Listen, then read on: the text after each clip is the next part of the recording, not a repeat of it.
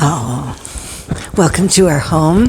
And it's like we're matching. It's like really cold here. Got down to 37 last night, which I know isn't cold for you, but it is for us. So hold this because I have some more winter flowers. Mm-hmm.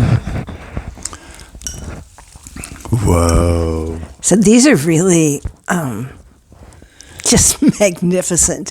I just love them so much. They're not bothered by frost. They seem to thrive on all that.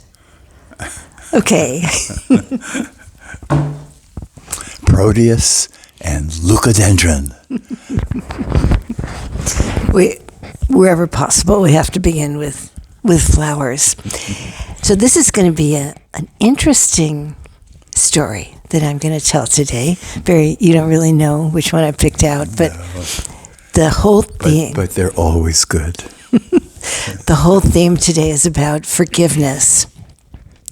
Now, a long time ago, when we were still in our 20s, we spent a summer in France with the Sufis, and that was an amazing, life-changing experience. But one of the things that I learned, and what this video is going to be about, is this phrase, and I'm going to say it now. I'll probably say it at the end of my little talk, and I'll say it before the video closes, so because I really want you to get it. It's something to really live by, and it's so simple. Here it goes. If there's room in your heart for one enemy, that's a very unsafe place for a friend. Isn't that beautiful? If you have that capacity to hold on to an enemy, then anybody else is actually unsafe. So we're challenged in our lives to keep looking at our hearts, keep looking at our lives. Is there anyone that you're hanging on, that you're holding on, and not able to forgive? So this is an interesting story. I know that I've never told this. I actually don't think about it very much, but it happened 24 years ago. And I was doing a women's retreat here in our home, and there are quite a few women, I think like 20, maybe 25, which is a lot for our house. And I had like 7 women sleeping in the living room. There are people sleeping all over the place. So Barry was here because he was helping me with the food and stuff. And we were sound asleep. And we opened our eyes, and there was a young man about 5 inches from Barry's head, just looking at him. Imagine that. And Barry, who's always been amazingly cool, said, "Do I know you?" Do you remember that? I don't know. Who else would say something like that? Our neighbor actually is a sheriff. He said he would have shot the guy, but the man didn't say anything. He was just totally focused on Barry. About this far away, and I was able to sneak out really quietly, and I went into our daughter's room, her old room, where we had a landline.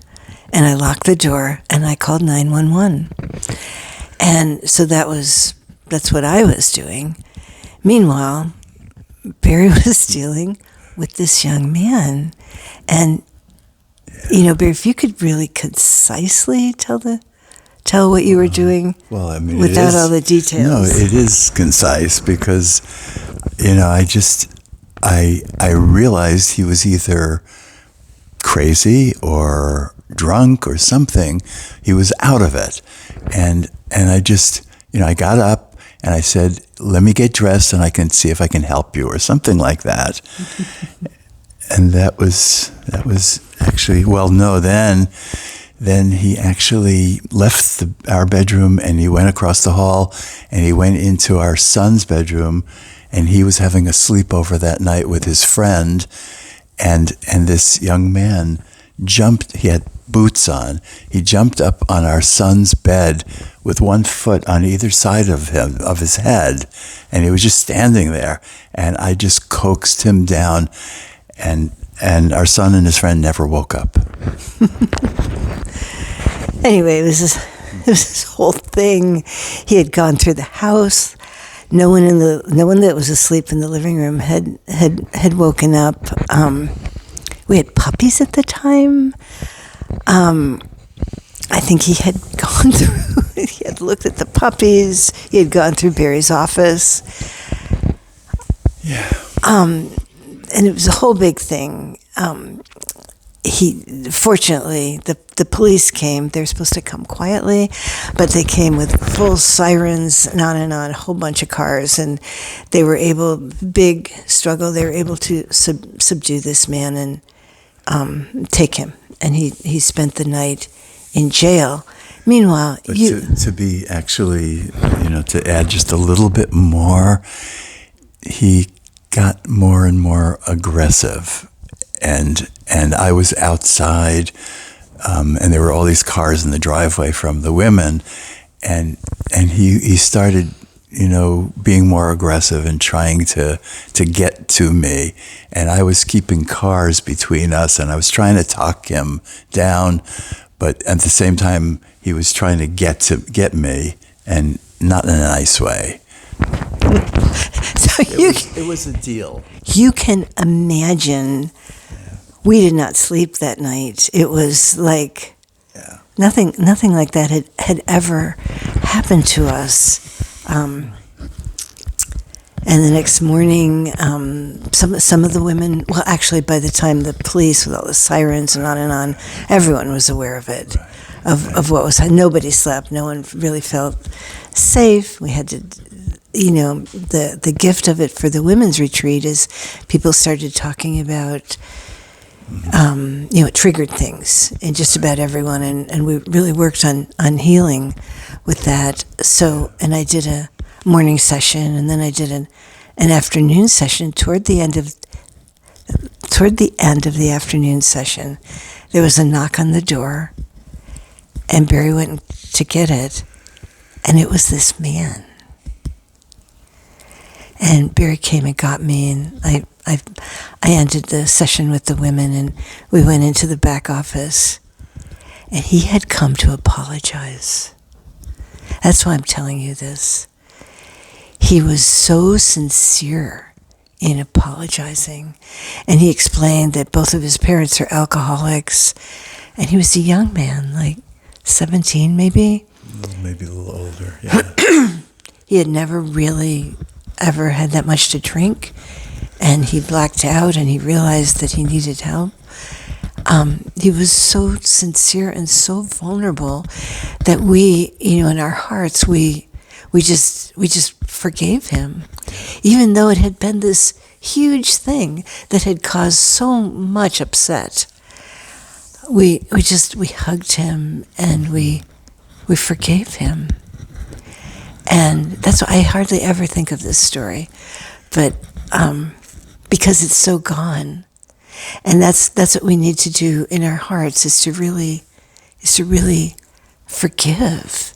Now the beautiful thing is that this man asked for forgiveness, and so it made it easier to forgive him. Not all people do that; they don't ask for forgiveness, but it's our. It's not a job, really. It's our growing deeper in love, all of us. It's our responsibility to seek out these places where we maybe hold grudges, and to just to let it go, because the freedom in doing that is so profound. So anyway, I'll tell you honestly. It took weeks for that to really clear. I kept having nightmares, So it's a very scary thing for someone to be in your bedroom in the middle of the night. So, there was that to work through, but we did. Eventually we did. Okay. So what helped, see, he had drank too much and he blacked out. So he was in this blacked out state.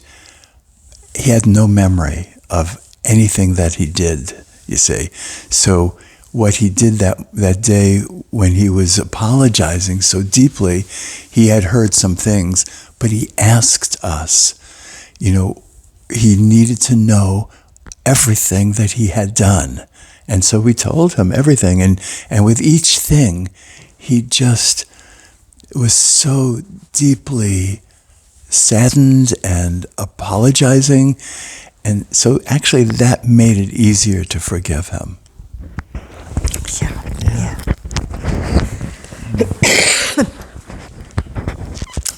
Yeah, I mean, to this day, so it's been 24, 25 years. When Barry goes away, I lock our bedroom door, because of that reason. There's some things some traumas that you can't quite 100% get over, but there's no anger towards this man. No. And that's a beautiful thing. So I'm going to say the little verse once again.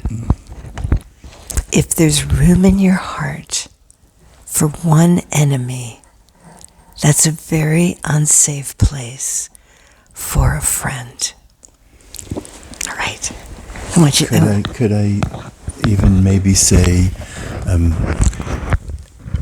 really, if there's room in your heart for hatred towards one person, would that also work? Yeah. That works. Okay.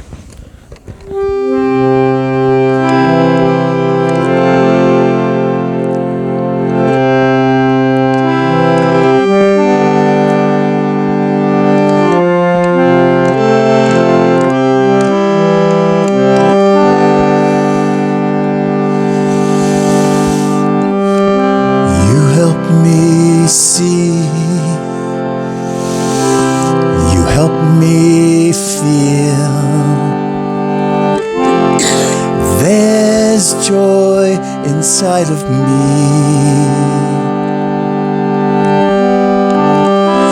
you help me see, you help me feel. There's joy inside of me. I trust your love. I trust your love. I need you. I trust your love. I trust your love. I need you.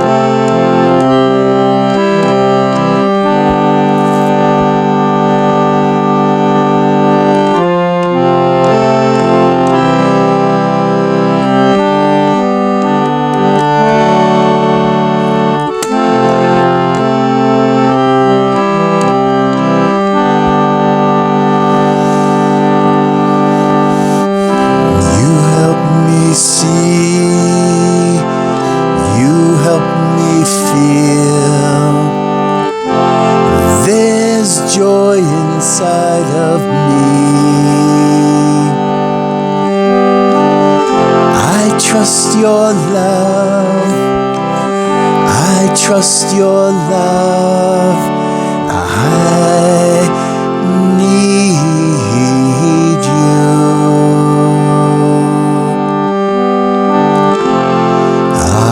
I need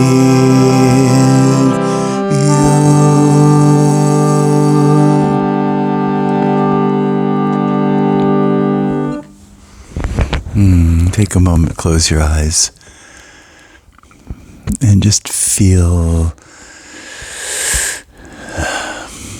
Feel that phrase that Joyce was saying.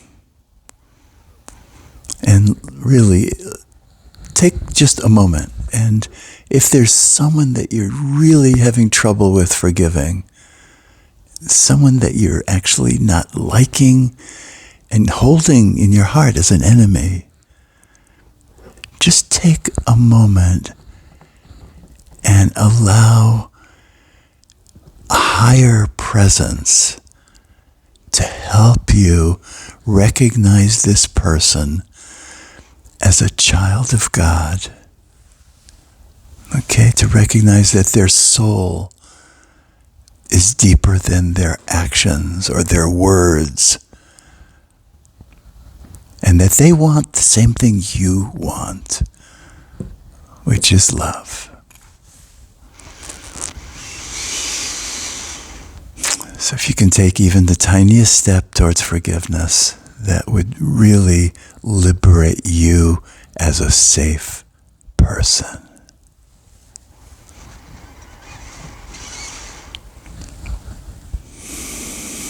Okay, thank you.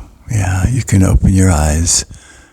And after this video, go even a little deeper, okay? Because it's a step-by-step process here to become safer and safer in this world. We haven't told that story in so many years. I know. It's so in the past. Except when Barry goes away, I remember. Yeah. Yeah, there's such a freedom from having our heart be really clear. And it doesn't mean, when you forgive someone, it doesn't mean that you necessarily have to invite them back into your life. It's okay to have a distance, to have a boundary. That's okay. That's good. But it's that you don't harbor those feelings, because it ultimately just affects you. All right. Well, this is a big homework today. This for this week. Yeah. All right. Well, Okay. yeah. Bless you all. My beloved Joyce, I do feel that you are the safest person in the whole world. Well, maybe for you. I feel it. Aw. Thanks, everybody.